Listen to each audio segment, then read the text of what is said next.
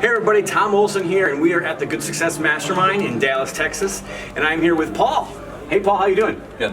So in the month of March, we are talking about entrepreneurs' biggest mistakes, and I have a heart to try to help the Christian entrepreneur, the people that want to work to have to give, to build God's kingdom, not just ours here on earth. And Paul's one of those people here that's here at the Good Success Mastermind. And I've given you guys some of the things of my biggest mistakes, but I also kind of wanted to bring the mastermind members in and say, hey, like, what are the biggest mistakes that you guys have made, and how can our audience learn from you as well as learn from us? So Paul, you've been in business for how long? Since 2006, so quite a while. 14 years. Yeah. How old were you when you started your business? 27. 27, okay, so like he's been in business for quite a while, and during that period of time, if you made some mistakes. Yep. Yes, Yeah. all right, so he's gonna give us, I want to give us the biggest mistake that you can think of, and then maybe we can kind of go over something that our audience can learn. Well, I don't know if it's my biggest, because I've made a lot of mistakes and made some big ones over the time. But a recent big one was I hesitated because I was accepting too much info from negative sources, and they talked me out of making one of the biggest and best acquisitions we could have made that would have substantially improved our balance sheet.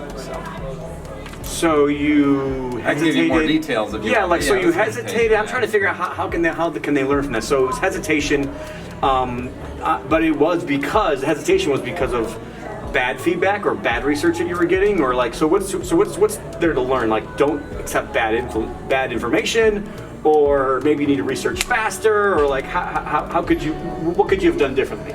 Well, Napoleon Hill talks about like when you know what you should do, you just make a quick decision and you do it. And you don't go to everybody and get all their negative opinions and all the reasons why it won't work. You just gotta, if you know it's the right thing, you just do it. And don't hesitate. For me, it was a really large acquisition, and I was nervous about that. But so a little bit of fear came into that. Yeah, a little bit of fear, maybe. Yeah. So if you know what to do and you don't do it, then that's not a good thing, right? Yeah. So you know what to do. So what you're saying now is, looking back at a hindsight, you knew what to do, but maybe fear kind of held you back from making that decision.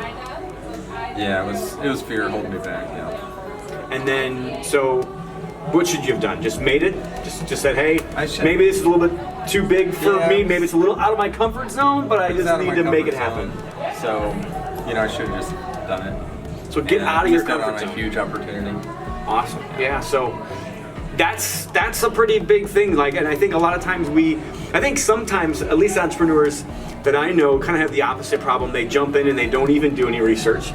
But in this case, Paul's case, he maybe did too much research, and maybe there was this point in time where he's kind of knew he wanted to do it, but he was looking for information to confirm that he shouldn't do it, and then that information that you were looking for, you found, and then you decided this wasn't a good deal. So I always believe sometimes the best deals are the deals you don't do. So maybe only time will tell whether that was a good deal or not.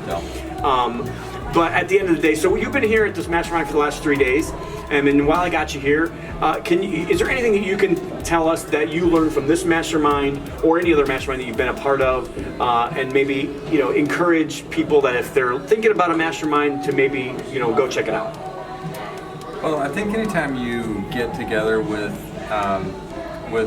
brilliant minds with differing perspectives and opinions, you put the best and brightest minds together, you're going to get some great ideas.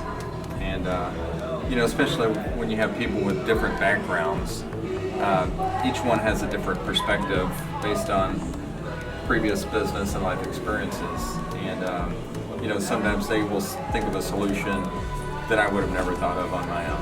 So that was really valuable. So $1 million ideas $10,000 ideas, $50,000 ideas. Oil on the bone. Always, every time I go to a mastermind, I get a big, huge idea, and I've gotten a couple even from this mastermind here. So thank you so much, Paul, for giving us your feedback. Thank you for letting us know and being vulnerable about your biggest mistakes.